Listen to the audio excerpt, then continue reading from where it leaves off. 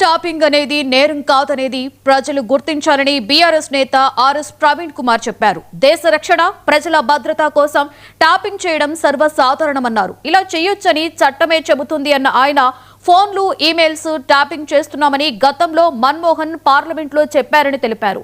అన్ని రాష్ట్రాలలో ట్యాపింగ్ జరుగుతున్నా ఎక్కడా చర్చ లేదని అన్నారు. దేశ భద్రతకు సంబంధించిన అంశాన్ని రేవంత్ సర్కార్ బజారున పడేసిందని ఆర్ఎస్ ప్రవీణ్ మండిపడ్డారు.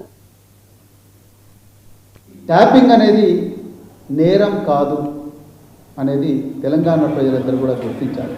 ఈ ట్యాపింగ్ అనేది చట్టబద్ధమే అని చెప్పి స్వాతంత్రం రాంగమునుపే 1885 సంవత్సరంలోనే ఆనాటి బ్రిటిష్ పాలకులు ఈ ట్యాపింగ్ కోసం ఒక చట్టం రూపొందించారు.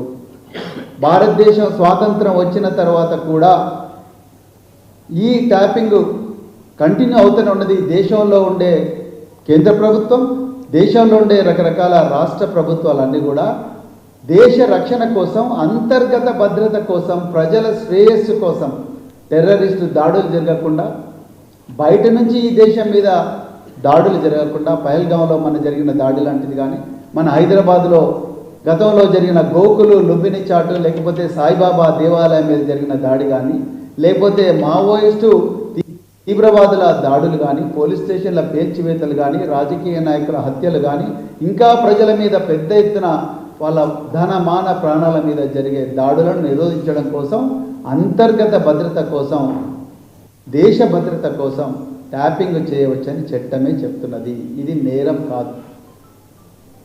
ఆనాడు భారత ప్రధానమంత్రి గౌరవ మన్మోహన్ సింగ్ గారు పార్లమెంటు వేదికగా వారే చెప్పారు, ఈ ట్యాపింగ్ నేరం కాదు, దేశ రక్షణ కోసం ట్యాపింగ్ చేయవచ్చు అని వారు చెప్పారు. ఈ ట్యాపింగ్ అనేది